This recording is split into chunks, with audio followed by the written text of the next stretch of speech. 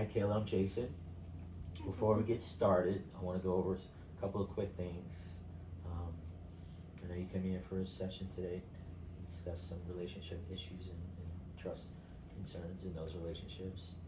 Um, like I said, I want to get some things out of the way.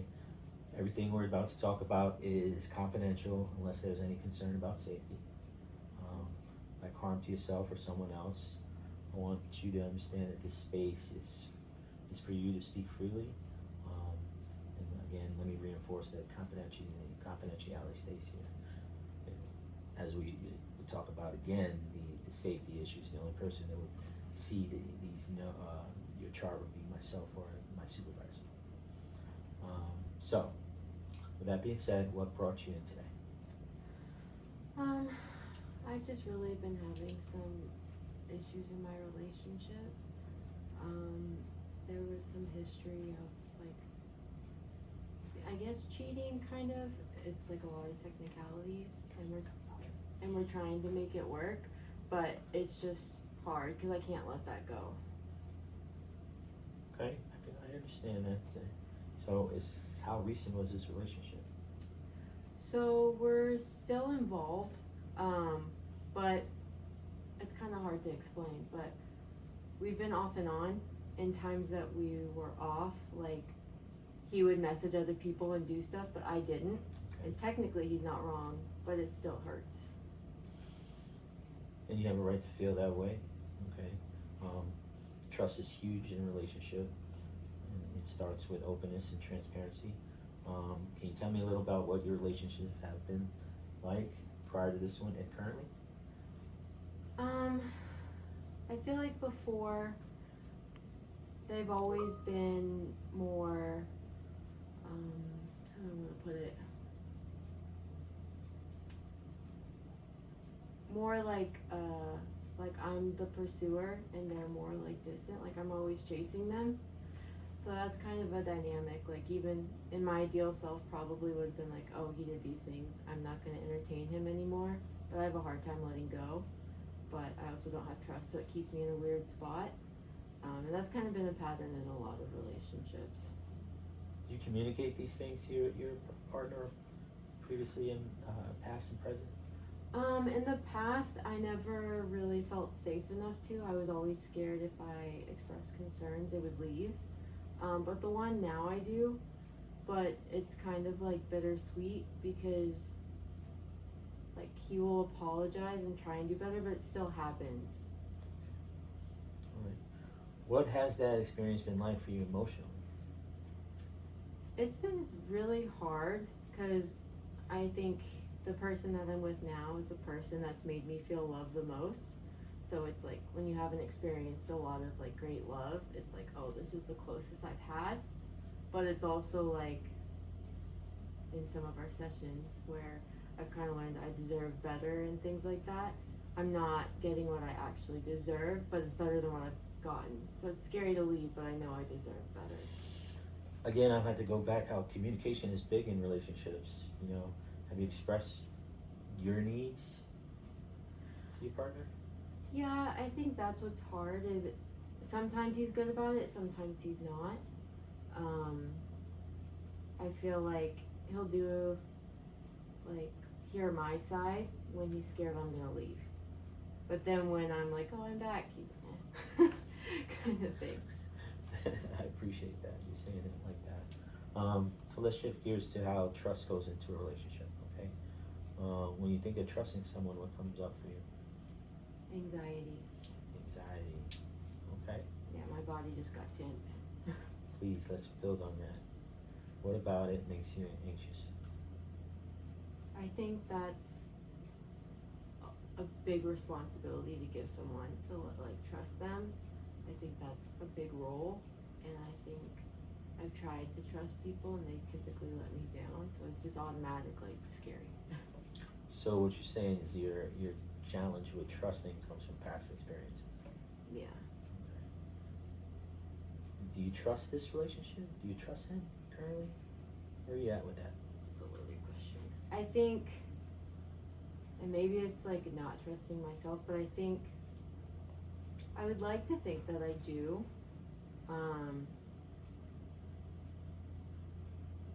but I always like kind of doubt it in the back of my mind. So maybe like 70% trust, because I think just trusting people in general is hard. Because I think dating nowadays and stuff like that, people can present one way and be a different way, and even to hearing friends' stories, like the horror stories, I let that get to me, kind of thing.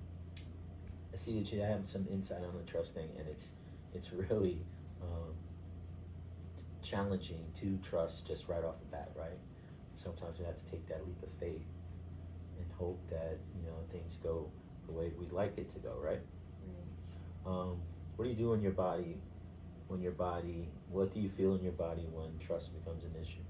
I know you just said I'm tensing up. Yeah, my body gets really tense. Like I notice I grab my hands, like I don't know, like that, and my heart usually feels it. Mm-hmm.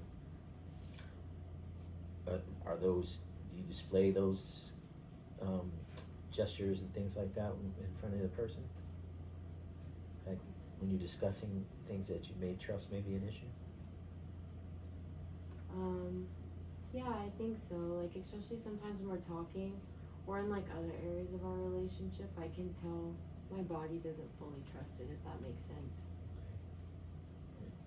I want to make sure that I understand the experience the way you see it. Did I get it right? Mm-hmm. Well, we're going to move on a little bit. We're going to talk about, it's going to be initial assessment. Are you familiar with, I'm not going to ask you that. Look at a recent situation where trust has felt difficult. Can you walk me through what happened?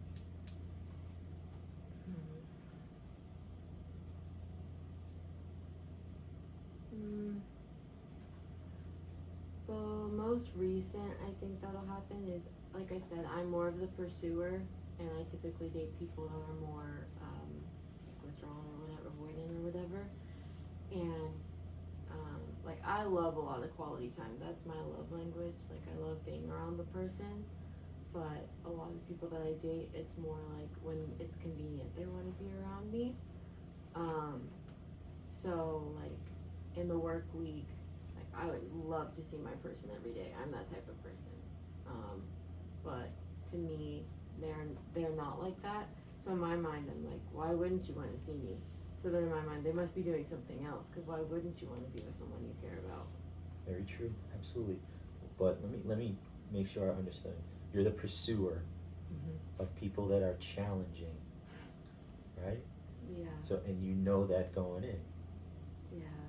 So, if you tend to gravitate towards people that are challenging, how can you expect them to want to share time with you? Good point. Yeah, I think that's something too. I probably need to change my type. My type isn't really working for me, but. Well, the heart wants what the heart wants, right? Do you see yourself as a fixer, or? Yeah, I think I don't know. I like helping. I think that's something where it comes up too, where like I show up for people, especially relationships, fully, and when they don't match my energy, I get really like butthurt, for lack of a better word. Well, I appreciate the description. So at first we asked, let's look at the situation where trust is difficult. What thoughts went through your mind in a moment that trust is difficult, or goes through your mind?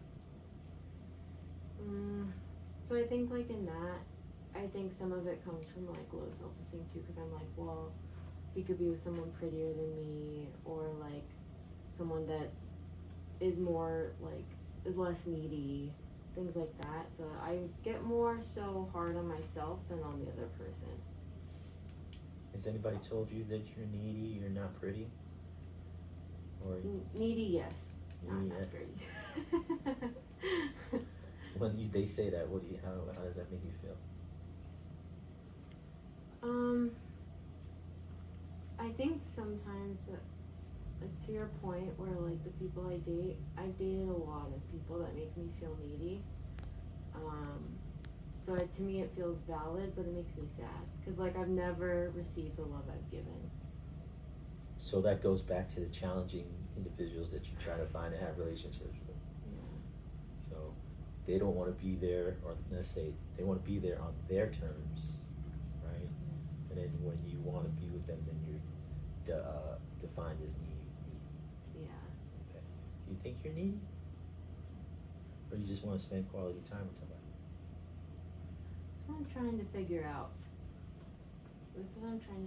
I would say I can give people the benefit of the doubt. I think in never really having felt truly loved, it's something I really want, so I could see me being a little extra. But I think I'd like to think, at least, like with the right person, they'd be able to match my energy. I just haven't met that person. Okay. We're going to shift gears a little bit, and we're going to talk about cognitive behavioral therapy. I want to share the framework we can use. In CBT, we have to look at our thoughts, feelings, and behaviors, how they're all connected. How do we interpret a situation can directly impact how we feel and what we do next. Let me ask you, does that connection make sense based on what you just described? Yeah. Tell me why. I think I was just thinking about how that kind of relates to what I was just saying. I try to apply things in my mind, like the thought, like the example I gave, like the I'm not good enough basically makes me feel anxious, which makes me probably act more needy. I act out more, like I'm like, okay, like, well, we don't have to talk ever again to get a reaction, and then it just isn't good. Okay. On a scale from 1 to 10, how ready are you to start working on the trust issues? It's a 5. What would be a small and realistic goal you'd feel comfortable starting with? I would say, in thinking of that example, like maybe, like how I can kind of like, for lack of a better word, like act out, like when I don't get what I want, not acting out. Just kind of taking it as it is, like not being emotionally reactive. That's like kind of my thing. Okay. We're going to talk about therapeutic technique of cognitive restructuring, okay? Let's go back to the situation you described. Quality time, pursuer, trust is not easy for you. Am I getting that right? Okay. So what is the automatic thought you have about the other person when you consider all those factors? They're gonna leave me. They're gonna leave you. Do you share those thoughts? Sometimes. Okay. And when you share, well, how is it received? It depends on his mood. Does his mood fluctuate? Yeah. How bad? Like, I want to be around you, Kayla, and then I don't want to be around you? How does Yeah. that make you feel? Like I have to be very careful with how I approach him. It's gotten better over time, but not ideal. Well, what evidence do you feel supports that thought? Is it your own? I think I've never had anybody stay. One more time. I've never had anybody stay in the past. Okay. Do you see the signs come? What starts to occur? Do you even get an inkling or when they're about to roll out on you? Yeah, I think that's something I want to be better about. Is like I think I'd like to think I know that I pursue these people, but I ignore the signs and still pursue them. I don't know why, but what was your question again? What automatic thought do you have about another person when it comes to your issues? Yeah, probably that they'll leave me. Then we're going to be finishing up about another 5 minutes or so, okay? Okay. That they're going to leave you. Again, I asked you, do you see any signs? I think I make signs. Like I read more into things than's really there. Like, for example, like if they take too long to write back or something, I'm like, oh, like you must have been on a date or something. Mm-hmm. Well, we have to sort of ask the questions that we need to, correct? Yeah. Because we don't make assumptions. Let's talk about our behavioral and the behavior part of it. What is one action you can take that will test your belief about trust? That's a good question.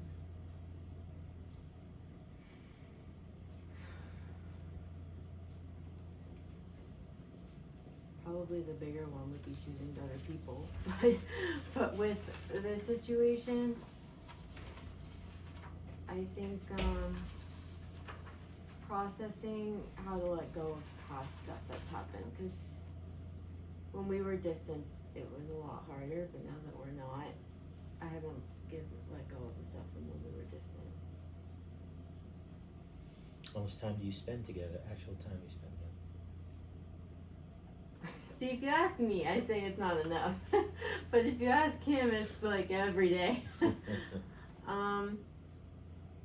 I'd say it's gotten a lot better. I had to really work for that. Like, I think now we do spend a significant amount of time together. And that's where I have my own work too, where it's not just about me. Like, he has his own hopes and dreams. But I would say we spend a lot of time together. It's just for some reason it's very hard for me to like not, why wouldn't you want to see me really quick? I mean, compromise is very important in a relationship, right? Yeah. I mean, can you agree with him to, we can see each other these days and I'll give you space on this day? I'm trying. Or are you trying because you have the need for that quality time, or you don't trust?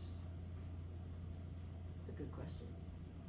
I think now it's more the quality time than the trust, because his actions when we are together are better than they used to be. But it's more like when like small things happen, like I'll get reminded of like the past. But he's a lot better now than he has been before. That's progress. Yeah. You see this relationship long term? That's a really loaded question. Probably not. And we've kind of had conversations about that. Where it's just people that were hard to let go of each other. Well, we're gonna wrap up. We covered a lot today.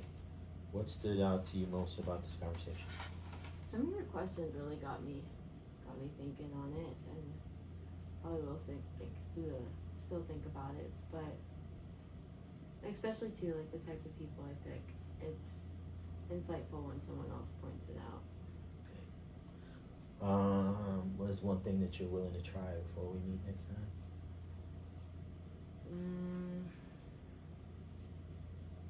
I'm sure there'll be a situation where I'm gonna want to emotionally react out. I will try not to. Well, let's take note of it, right? Yeah. Write it down if you need to have a struggle remembering. But I appreciate you being open today, and this is a strong first step. Thank you. I appreciate that. It's nice to hear.